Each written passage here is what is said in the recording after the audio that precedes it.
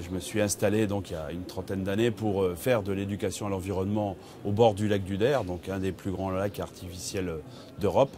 Et voilà, c'est mon cœur de bataille. Je travaille avec des écoliers depuis la maternelle jusqu'aux universitaires. Et à chaque fois, on enfonce le clou. Qu'est-ce qu'il faut faire pour préserver l'eau, qu'est-ce qu'il ne faut pas faire. La conservation des habitats, c'est extrêmement important. Quand on s'adresse aussi aux élus, c'est les mares qu'il faut préserver, non pas combler à tour de bras. Les classes d'eau, ça c'est magique. Quand on prend des enfants le premier jour, on s'aperçoit que l'eau, c'est simplement ce qui coule du robinet. Et puis une fois qu'on a travaillé toute une semaine avec les enfants, là on voit la différence. L'eau, c'est inestimable. Il suffit de voir les régions du monde où les gens n'ont pas accès à l'eau potable. Voilà, ça m'attriste énormément. Un exemple concret avec une école maternelle du département de l'Aube. La maîtresse voulait travailler sur le thème de l'eau sans trop savoir ce qu'elle voulait faire. Je lui ai proposé de mettre en place dans la cour de l'école une mare. Et donc avec les élèves de maternelle, on a réalisé la mare de A à Z. C'est les enfants qui ont creusé avec l'aide un petit peu des parents, etc. On a mis l'eau en place avec les pompiers, on a revégétalisé cette mare.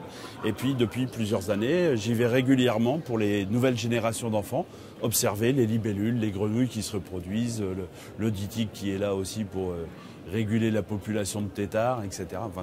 Les enfants vont voir la mare, l'évolution de la mare depuis l'hiver où la mare est gelée. Il y a de la glace, etc. Après, on y retourne au printemps pour voir les éclosions des libellules. Après, les têtards, la sortie des têtards de l'eau, les tritons. Et puis, l'été, il faut parfois aller alimenter la mare parce qu'elle s'assèche. Donc, les enfants ont une véritable vie autour de la mare et le cycle annuel de la mare leur est parfaitement connu maintenant. C'est leur mare. C'est leur mare, c'est leur petit coin de nature. Bon, il est fermé pour des raisons de sécurité, mais dès qu'ils veulent y aller, la maîtresse ouvre la porte et ils y sont très très très souvent.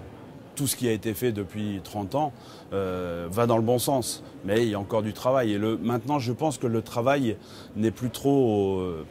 on doit toujours être vigilant par rapport aux industries et autres, mais là maintenant, c'est vraiment aux particuliers qu'il faut s'adresser. C'est tout à chacun, celui qui va mettre du désherbant dans son jardin, il ne va pas vérifier les doses. Et voilà, là, il y a encore du travail, énormément de travail.